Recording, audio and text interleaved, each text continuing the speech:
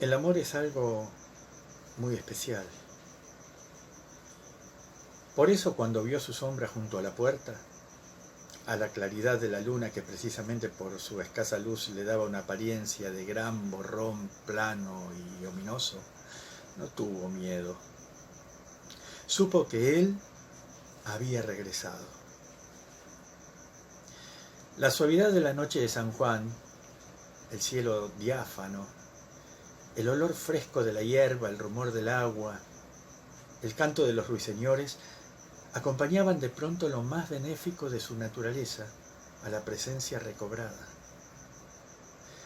La vida conyugal había durado apenas 5 meses cuando estalló la guerra. Le reclamaron y ella fue conociendo entre líneas, en aquellas cartas breves y llenas de tachaduras, las vicisitudes del frente. Pero las cartas que al principio hacían referencia, aunque confusa, a los sucesos y a los parajes, fueron ciñéndose cada vez más a la crónica simple de la nostalgia, de los deseos de regreso. Venían ya sin tachaduras y estaban saturadas de una añoranza tan descarnadamente relatada que a ella le hacían llorar siempre que las leía. Entonces no estaba tan sola. En la casa todavía vivía la madre de él, y la vieja, aunque muy enferma, le acompañaba con su simple presencia, ocupada en menudos trajines o en charlas cotidianas, y en los comentarios sobre las cartas de él y las oscuras noticias de la guerra. Al año murió. Se quedó muerta en el mismo escaño de la cocina, con un racimo en el regazo y una uva entre los dedos de la mano derecha. Ella supo luego por otra carta de él que, cuando le llegó la noticia de la muerte de su madre, los jefes ya no consideraron procedente ningún permiso, puesto que la inhumación estaba consumada hacía tiempo. Quedó entonces sola en la casa, silenciosa la mayor parte del día, excepto cuando se acercaba a donde su hermana para alguna charla breve, en un pueblo también silencioso, del que faltaban los mozos y los casados jóvenes, y que vivía esa ausencia con ánimo pasmado. Se absorbía en las faenas con una poderosa voluntad de olvido.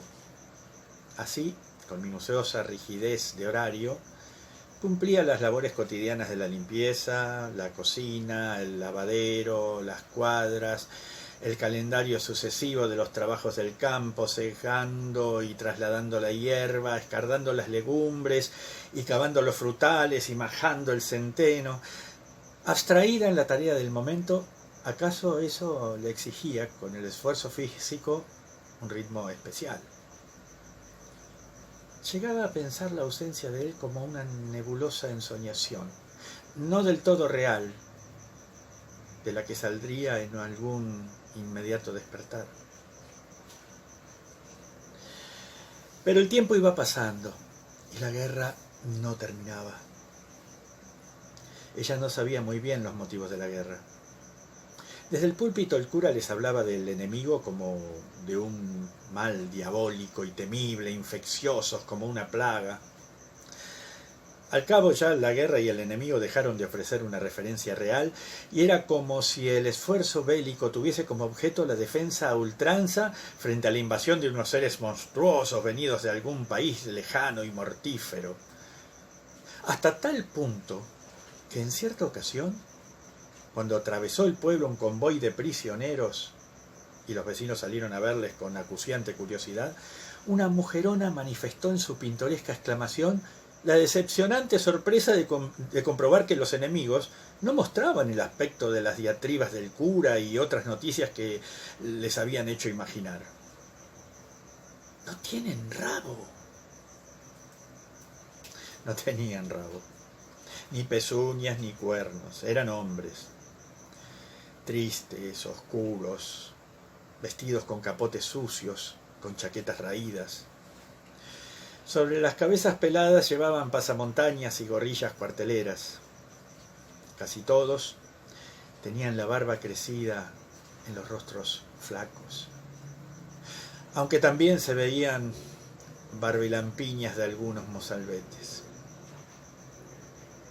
A ella de pronto la visión de aquellos soldados maltrechos le trajo a la mente la imaginación de su propio marido.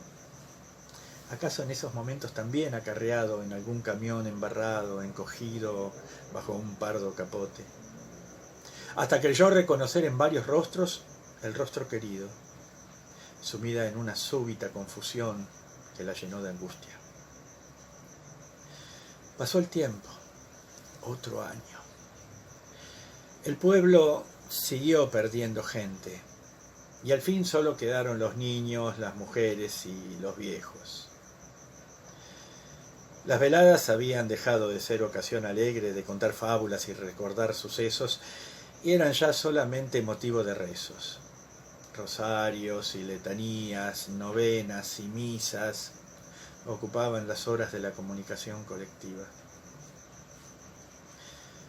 Cuando llegó aquel San Juan, ya ni creían recordar el tiempo en que los mozos, con su rey, encendían la gran hoguera tradicional en lo alto del cerro. Fueron los niños los que suscitaron la memoria de la antigua fiesta, haciendo un gran fuego en la plaza. El fuego atrajo gente, que fue reuniéndose en torno a él. Era una noche clara, cálida, sin una pizca de viento. Los niños gritaban alrededor del fuego, en el límite del caluroso reverbero.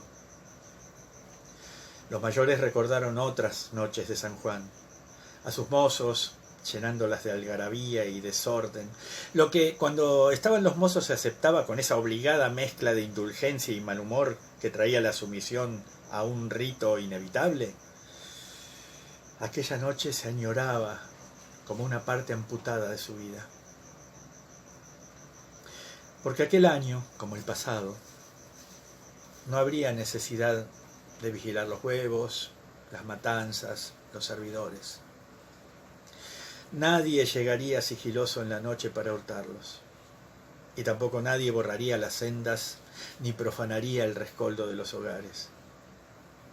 El pueblo se había quedado sin mocedad. Y el aliento dulce de la noche le daba a aquella evidencia, más dolorosa aún por las circunstancias que la motivaban, una particular melancolía. Cuando la hoguera se extinguió, el encuentro improvisado se deshizo. Ella pasó por casa de su hermana, saludó rápidamente a la familia y se fue a su propia casa. Entonces vio la sombra, junto a la puerta, y reconociéndole al instante, echó a correr y le abrazó con todas sus fuerzas. Había cambiado, estaba más flaco, más pálido, y en sus gestos había adquirido una especie de reflexiva demora. Supo que había desertado. Herido por la metralla de una granada, había ingresado en el hospital. Cuando estuvo curado y repuesto, decidió escapar y volver a casa. Fue una huida penosa que duró semanas, pero allí estaba, silencioso y sonriente. Era preciso el sigilo más completo. Ella disimuló su alegría y continuó haciendo la vida de costumbre. Él permanecía oculto en algún lugar de la casa durante las horas de luz. Por la noche, cuando la oscuridad lo tapaba todo, salían a la huerta y se sentaban uno junto al otro, sintiendo latir las estrellas parpadeantes, el río que murmuraba, los pájaros que se reclamaban entre las enramadas invisibles. Recuperó en sus brazos el sabor de aquellos primeros tiempos de matrimonio y la congoja de los besos y los abrazos definitivos. Y como el amor es algo muy, muy especial, todos los problemas, la guerra, su esfuerzo en solitario que debía multiplicarse en tantas tareas, Los complicados trueques para conseguir todo lo necesario para una regular subsistencia pasaron a una consideración muy secundaria. Su única preocupación era que él no fuese descubierto. Una tarde, cuando regresaba con unas cargas de leña, encontró a los guardias en su casa. Portadores de la denuncia que produjo la deserción, cuyo propósito había sido, al parecer, anunciado entre las pesadillas febriles del hospital, los guardias registraron la casa. Y aunque no fueron capaces de encontrarlo, aquella visita inesperada la colmó de angustia, al pensar que podían sorprenderle en algún momento, algún día, y llevárselo otra vez para castigar acaso su huida con la muerte. Así, entre las dulzuras de tenerlo en casa y los sobresaltos de sus temores, fueron transcurriendo los días, las semanas, el verano. A veces se ponía a cantar sin darse cuenta, y en el pueblo, callado y mohíno, su actitud era acogida con sorpresa, con una sorpresa desconcertada. Sin embargo, un extraño sentimiento le hacía desvelarse en mitad de la noche, y a pesar de sentir el cuerpo de él a su lado, cruzaba su imaginación un tropel desordenado de miedos sombríos, como si el futuro estuviera ya marcado y se cumpliesen en él toda clase de augurios desfavorables. El mismo día que empezaba septiembre, cuando despertó, no estaba junto a ella. Era un día gris, oloroso a humedad. Lo buscó en la casa, en el corral, pero no pudo hallarle. Aquella ausencia que le devolvía la imagen de la larga soledad suscitó en ella una intuición temerosa. A la hora del Ángelus, vio acercarse a los guardias. Se había puesto a llover con más fuerza y tenían los capotes de hule cubiertos de agua. Lo habían encontrado. Estaba en lo alto del cerro, entre las peñas, con los miembros estirados para asomar lo más posible la cabeza en dirección al pueblo. Sin duda la herida se le había vuelto a abrir en el largo camino de la huida. El cuerpo estaba reseco, como una muda de culebra. Los guardias decían que llevaría muerto por lo menos desde San Juan.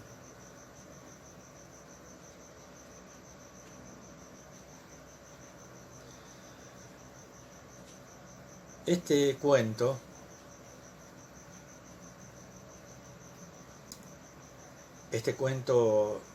titulado El desertor pertenece a Juan María Merino, español, y está escrito en 1941.